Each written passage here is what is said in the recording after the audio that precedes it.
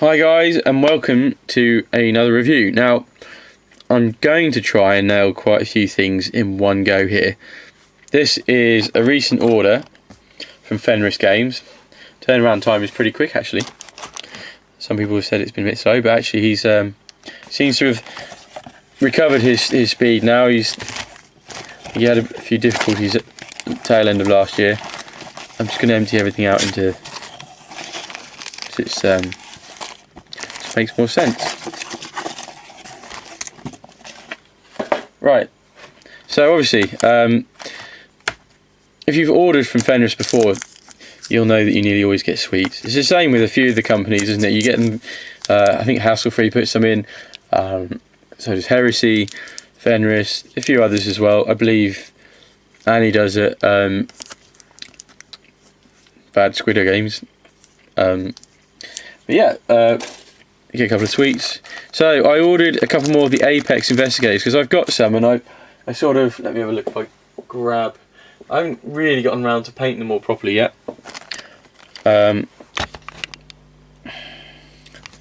What I've actually done is I've mixed Apex Investigators with, I get the couple that I've sort of painted somewhat reasonably, and I've given them a support team of the Foundry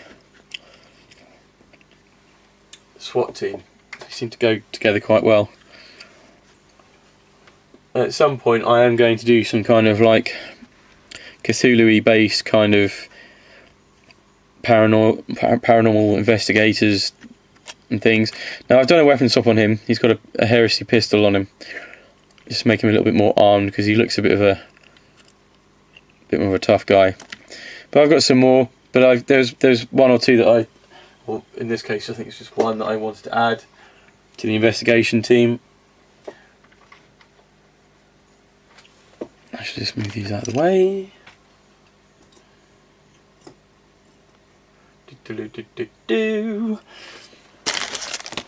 As again is normally the case with the Fenris miniatures that come with a Fenris base. Now obviously you can normally ask it in Fenris which base you prefer. I think sometimes he will switch them out for you. Let's have a look. So obviously this guy is pretty funky. He's got a I think a T-bar truncheon. It's a little bit more aggressive than your average investigator. They're not all armed. It's worth looking at the range. Some of them are armed, some of them aren't. I really ought to get finishing the painting them. So I think these are sort of in the £3.50 range at the moment. And as you can see, I've got a couple more here from a different order that I haven't got around to painting yet. So he's obviously got a flashlight and is reaching for his pistol because he spotted something or reacting to a bit of movement. There's another guy that hasn't got a flashlight, very similar though. He's reaching back to unbutton his pistol holster. So you'll be joining those. Again, really nice model, and if you're into that kind of sort of near future, these guys would work really well actually as something like the investigation teams in like Alien, so something like that, or maybe a setting for their thing which isn't wintry based, although some of them do have winter coats and clothing, so you could get away with doing that actually. Like for example, that you see it, the female one has got quite hefty gear on, so again that could almost work for winter. I think one or two of the others have just got jackets, but some of them have got the padded kind of wintry coats. So the other item I ordered from Fenris in terms of that kind of thing for figures is actually a victim figure. This one's got a little bit of flash, but nothing I can't tidy up, and you'd expect a bit because of the pose.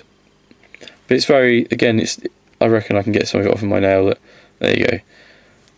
That's how easy that is. It's not a problem. I'm going to use it as like a casualty marker. I might order more in the future. I'm thinking of just like green stuffing them up to look like different characters, so when a character's down in a game you can place the model there, so he's one of the characters. So I don't know, maybe say for him, when he gets attacked or something, he gets knocked down, I can use that as a marker. Either that, or I'll make it as an objective to rescue the victim. So for me, he was quite cool. But obviously, you could also put him on the base of something. I've got a Fenris spider here, for example. He could easily be. You could easily put the spider, if you're doing a diorama or something, put him at the floor where the spider's about to eat him, perhaps. Something like that. Let's see if we can get a better picture. So he's laying there going, "No, don't eat me."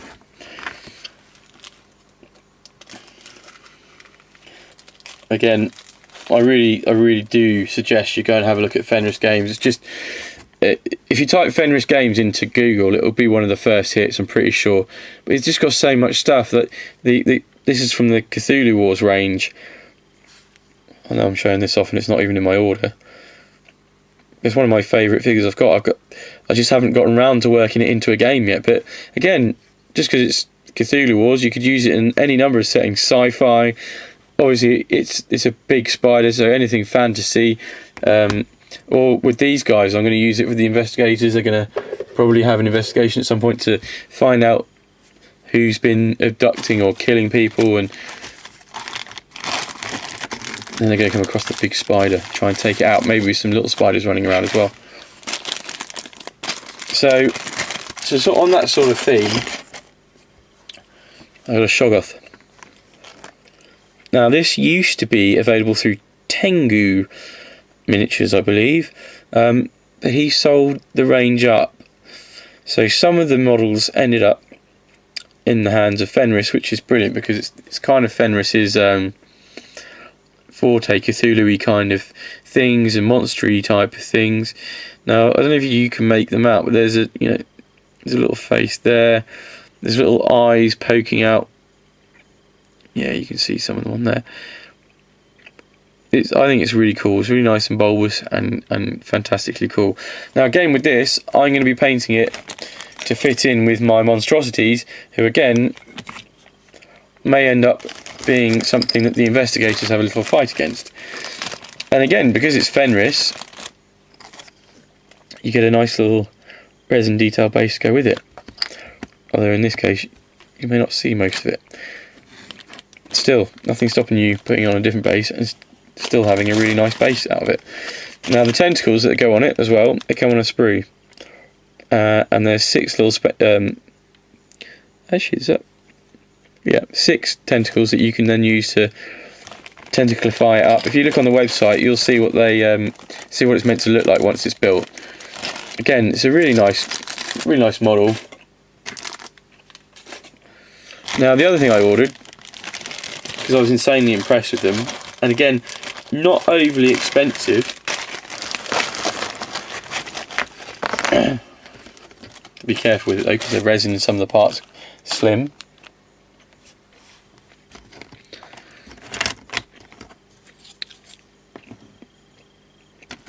I ordered some walls. Now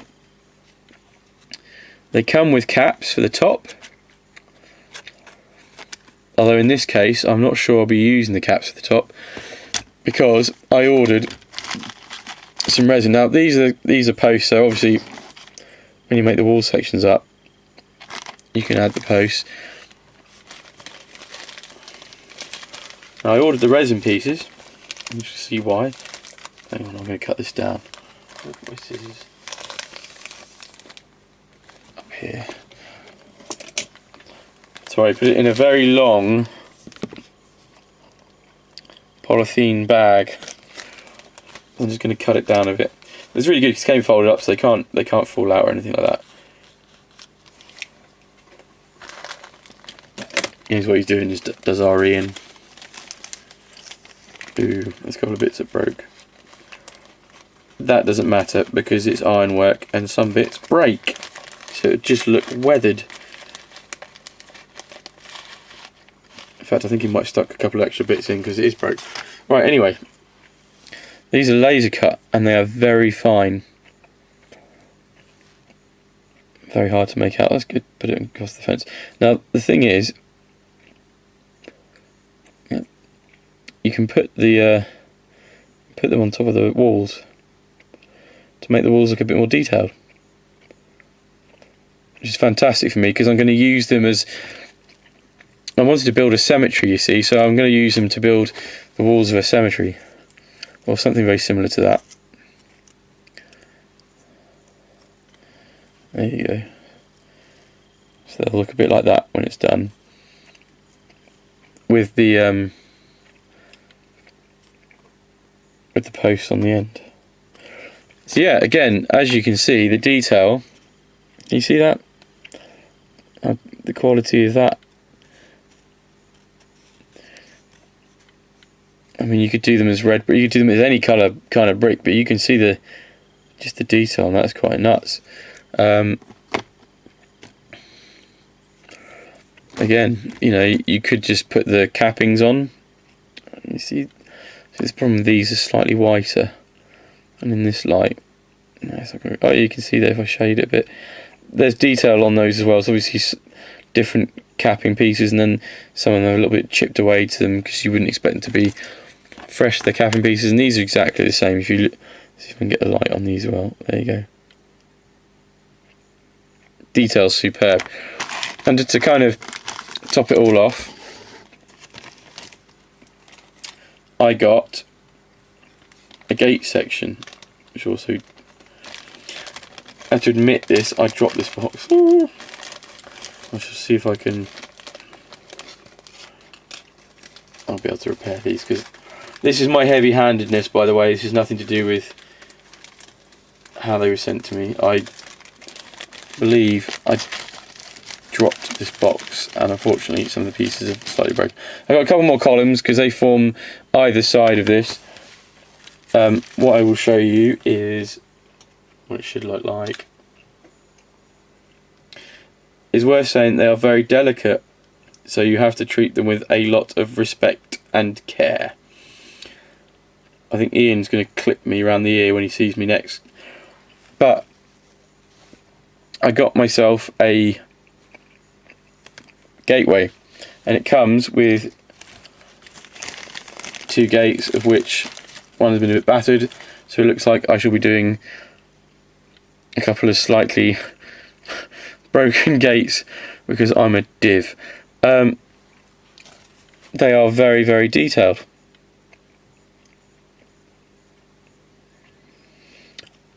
I'd say maybe arguably would be slightly better in something like brass etch, only because of the strength, and they bend rather than just snap a little bit. But like I say, this is my fault because I dropped it and I didn't realise at the time. But but as you can see, the detail is really good, and you'll just have to ignore the fact that I've been a complete and utter tool and broken these a bit. But for me, again, not going to be an issue because I shall just make out that they're a bit worn and damaged. It's a you know, an old spooky graveyard, so can't go wrong with that really. Might even do one of the doors slightly off its hinge and crumbling.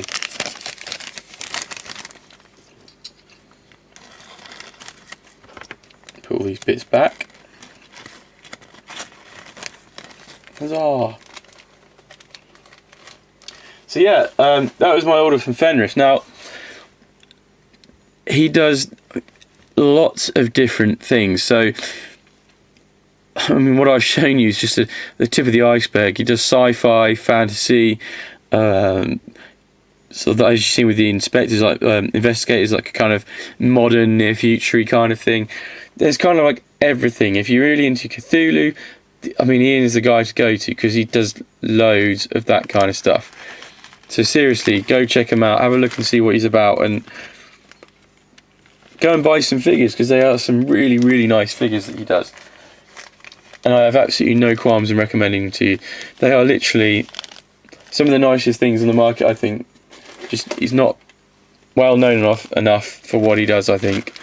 But like I say, what do you think of them? If you've got any of yourself, or you're just reflecting on what I've shown you, get in touch and drop us a comment below, and come and join us over on Random Platypus and share your view. As always, take it easy. Catch you next time. Bye bye now.